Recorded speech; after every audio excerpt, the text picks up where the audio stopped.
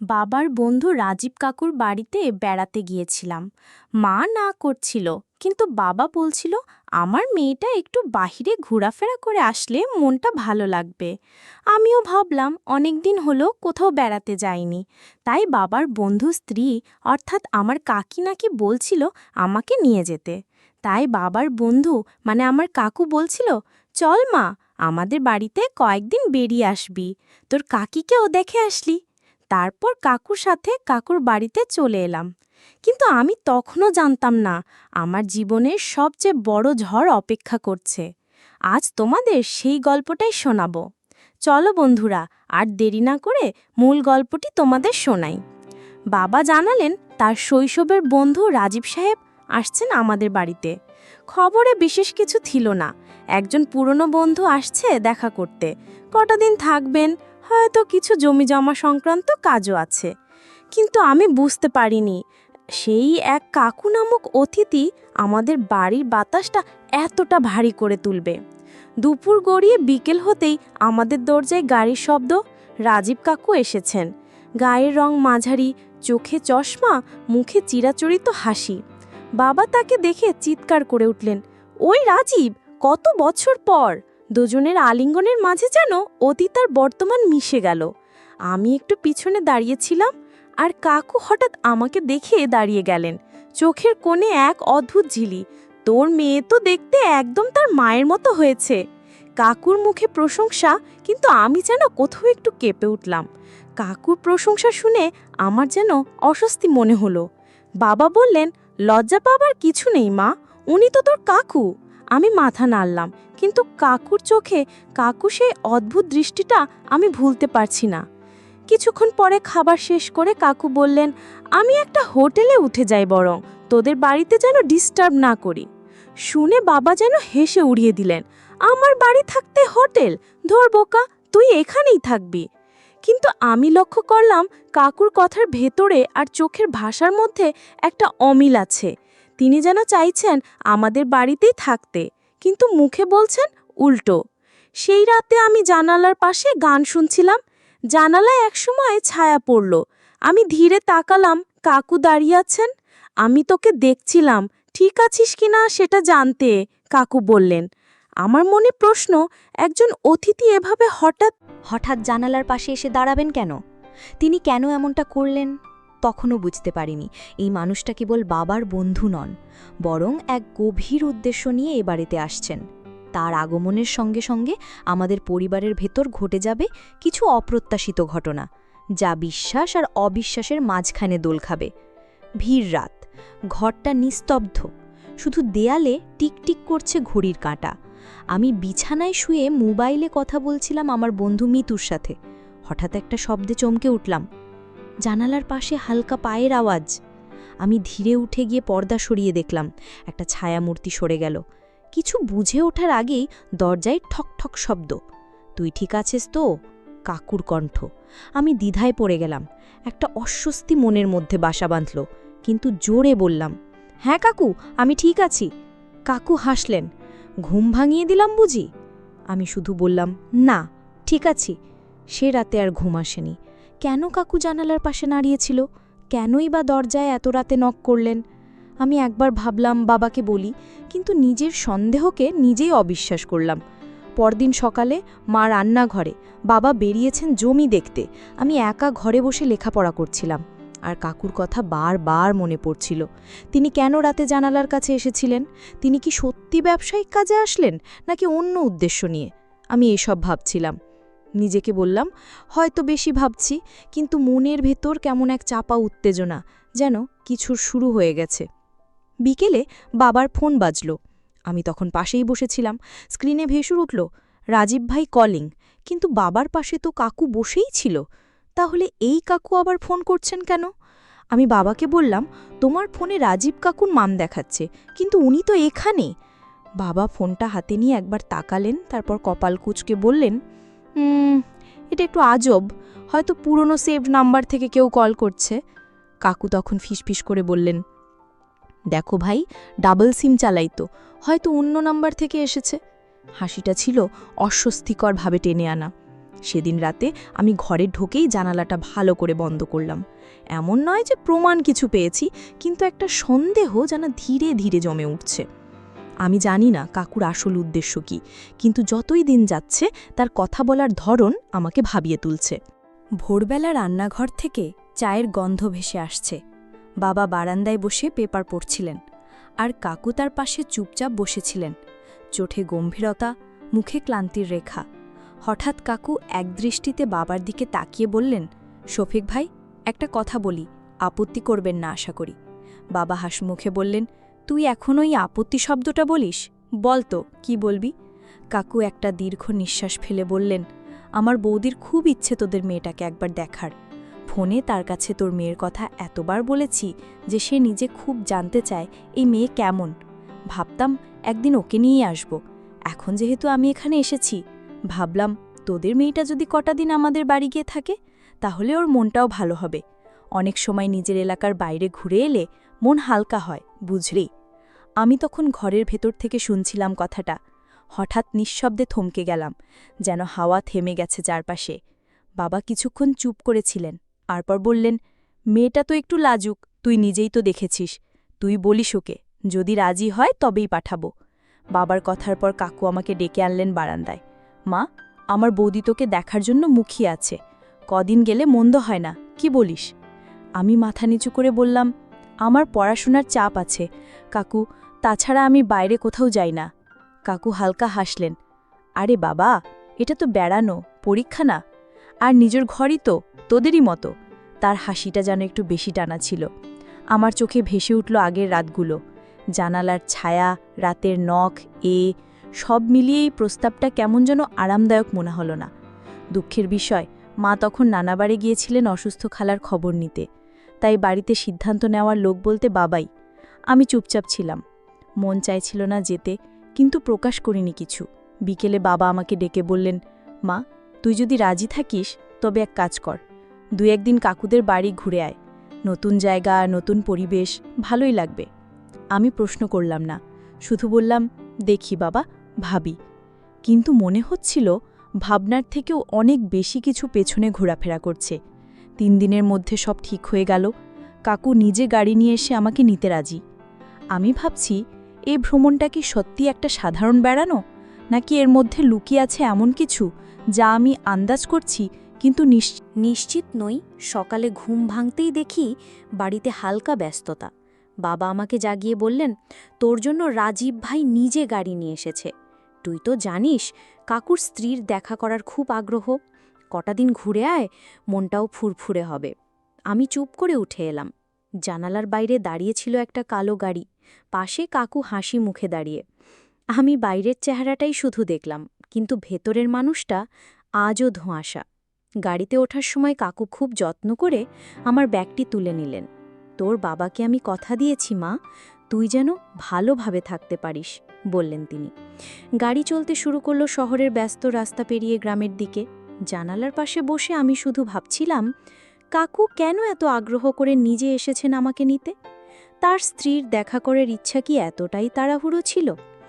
কাকু মাঝে মাঝে গল্প করছিলেন নানা সময়কার, বাবার সঙ্গে কাটানো কলেজ জীবনের। কিন্তু কথার মাঝে মাঝে এমন ভঙ্গি থাকত যেন কিছু আড়াল করার চেষ্টা করছেন। 1.5 ঘন্টার যাত্রার পর আমরা পৌঁছালাম কাকুদের বাড়ি। বিশাল জায়গা জোড়া বাসা, সামনে ফুলের বাগান।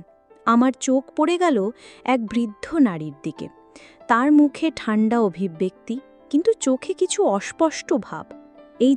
এই আমাদের বৌদি, তুই ওনার সঙ্গেই কটা দিন থাকবে।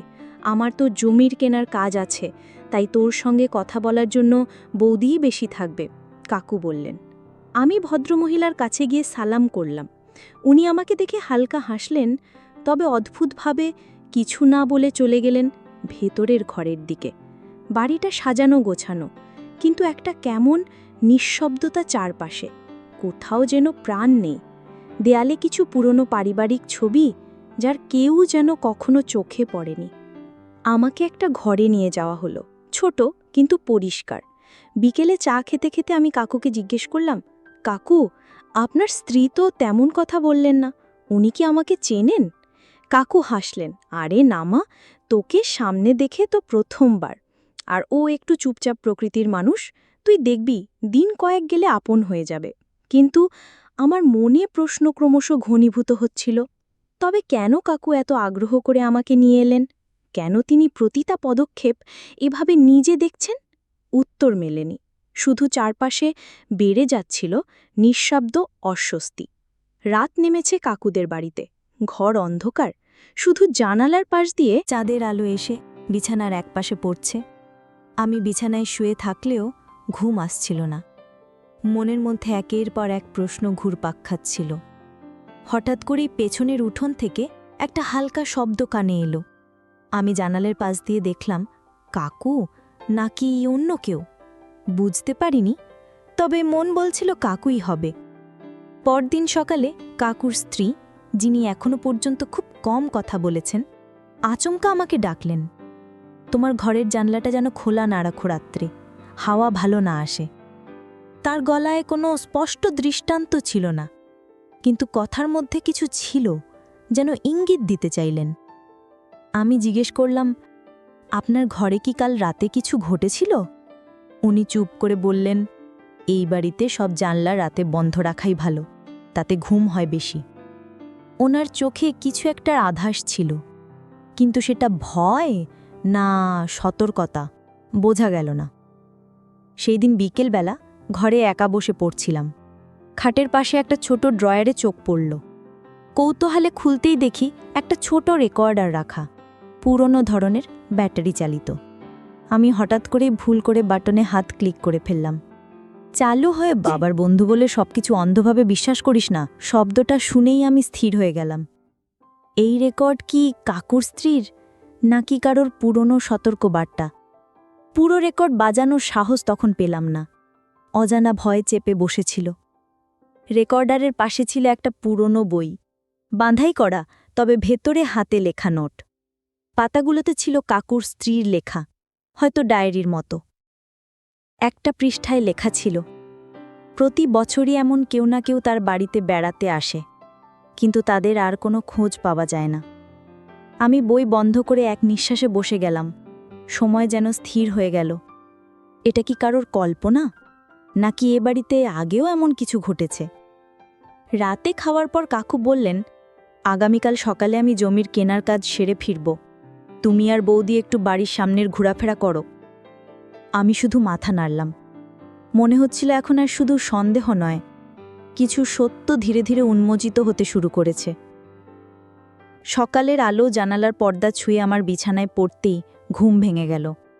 রাতের সেই রেকর্ডার আর ডায়েরির পৃষ্ঠাগুলো মাথায় ঘুরপাক খাচ্ছিল। মন বলছিল, আজ কিছু জানতে পারব, হয়তো এমন কিছু যা সব কিছুর পেছনে লুকিয়ে আছে। নাস্তার পর কাকু বাইরে বেরিয়ে গেলেন। বাড়িতে আমি আর ওনার স্ত্রী। শুধু আমি আর কাকুর স্ত্রী। উনি সকালবেলা আমার ঘরে এসে বললেন, চল একটু বাগানে হাঁটা যাক। আমি একটু চমকে উঠে বললাম, জি। বাবা তো ওনাকে খুবই ঘনিষ্ঠ মনে করেন। উনি কিছুক্ষণ চুপ করে রইলেন, তারপর বললেন, এই বাড়িতে কয়েক বছর আগে একজন মেয়ে এসেছিলেন বেড়াতে, আমার আত্মীয়। তিনিও কাকুর সঙ্গে এসেছিলেন এভাবে। আমি থমকে গেলাম। কিছু বলার আগেই উনি চোখ বন্ধ করে বললেন, সেই মেয়ে এখান থেকে যাওয়ার পরে আর কারোর সঙ্গে যোগাযোগ করেনি। আত্মীয়স্বজন সবাই ভেবেছিল সে বিদেশে গিয়েছে, কিন্তু ওর মা আজও বলে মেয়ে হঠাৎ পালিয়ে যেতে পারে না, সবসময় নিয়ম মেনে চলত। আমার গলা শুকিয়ে গেল। আপনি কি কিছু জানেন তখন কি ঘটেছিল? আমি সাহস করে জিজ্ঞেস করলাম। উনি বললেন, আমি তখন এই বাড়িতে ছিলাম, কিন্তু কিছু জানতাম না, আজও জানি না। কিন্তু মাঝে মাঝে মনে হয় কিছু না কিছু তো ঘটেছিল, যেটা কেউ কখনো বলল না। চলতে চলতে উনি হঠাৎ থেমে গেলেন। আমার চোখে চোখ রেখে বললেন, তোমাকে কেউ বলেছে না বলেছে আমি জানি না, কিন্তু কিছু যদি অস্বাভাবিক মনে হয়, নিজের মনকে বিশ্বাস করো। কোনো কিছু না দেখে না শুনে চুপ থাকা বিপদের কারণ হয়। আমি হঠাৎ করে বুঝলাম, উনি আমাকে পরোক্ষভাবে সতর্ক করছেন, কিন্তু সরাসরি কিছু বলছেন না।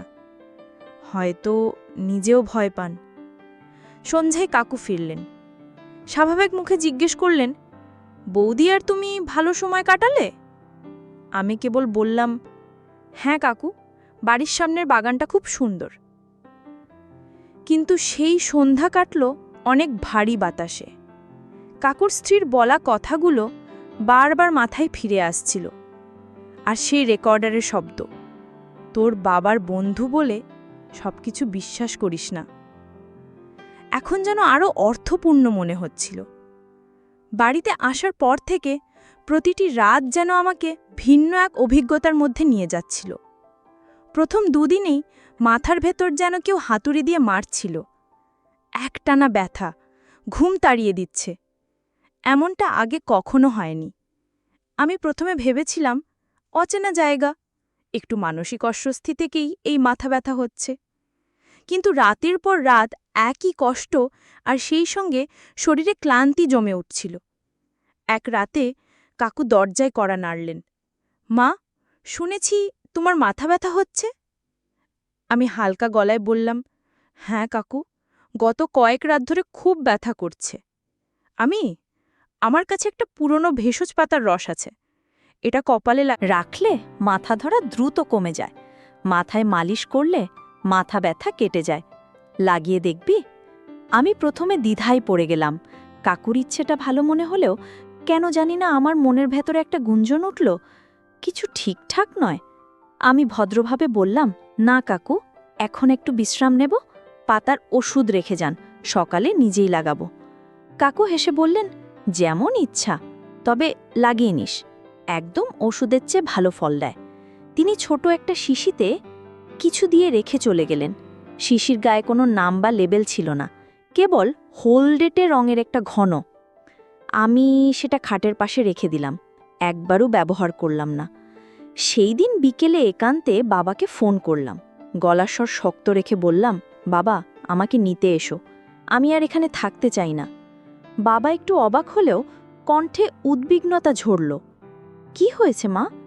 আমি বললাম, সব কিছু এখনই বলতে পারবো না, তুমি শুধু এসো, তাহলেই বুঝবে কেন এটা বলা জরুরি ছিল। বাবা আসার পর কাকু হাসি মুখে এগিয়ে এলেন। এই যে শফিক ভাই, এত জলদি এসে গেলি? আমি বাবাকে বললাম, এই বাড়িতে যেটুকু সময় কাটিয়েছি তাতে আমি স্পষ্ট বুঝেছি সব কিছু ঠিক নয়। আমার স্বাস্থ্য, ঘুম, প্রতিদিনের অনুভূতি সবই পাল্টে গিয়েছিল। আমি বিশ্বাস করি এসব ইচ্ছাকৃতভাবেই ঘটছে। আমি প্রথমে থমকে গেলেন, তারপর বললেন, তুই আমার মেয়ে, যদি তোর মনে হয় তোকে কোনোভাবে অযত্নে রাখা হয়েছে, তাহলে আমিই প্রথম প্রতিবাদ করব। সেই মুহূর্তে কাকুর মুখের হাসি যেন শুকিয়ে গেল। কিন্তু বাবা আর কোনো কিছু বলার সুযোগ না দিয়ে আমাকে নিয়ে বেরিয়ে এলেন। আমাদের বাড়িতে ফিরে আমি প্রথমবারের মতো শক্তভাবে আয়নায় নিজেকে দেখলাম। মনের ভেতরে ভয় ছিল, সন্দেহ ছিল, কিন্তু আমি পালিয়ে যাইনি। আমি প্রশ্ন তুলেছি, নিজের অস্বস্তি প্রকাশ করেছি এবং পরিবারকে জানিয়েছি। এই গল্পটি থেকে আমরা শিখতে পারি যে নিজের অনুভূতিকে বিশ্বাস করা এবং অস্বস্তি বোধ করলে চুপ না থাকা। কারো আপনজন পরিচয়ের আড়ালে যদি সন্দেহের আবরণ থাকে, তাহলে সেখানেই প্রশ্ন তোলা জরুরি। এই গল্প শুধু একটি মেয়ের সাহসিকতার নয়, এটি আমাদের সমাজের এক নীরব বাস্তবতা তুলে ধরে। বন্ধুরা, তোমাদের সবশেষে বলতে চাই, গল্পটির মতামত কমেন্ট বক্সে জানাতে ভুলবে না। গল্পটি তোমাদের কাছে কেমন লাগলো, আর এরকম নতুন নতুন গল্প পেতে চ্যানেলটিকে সাবস্ক্রাইব করে পাশে থেকো। ধন্যবাদ।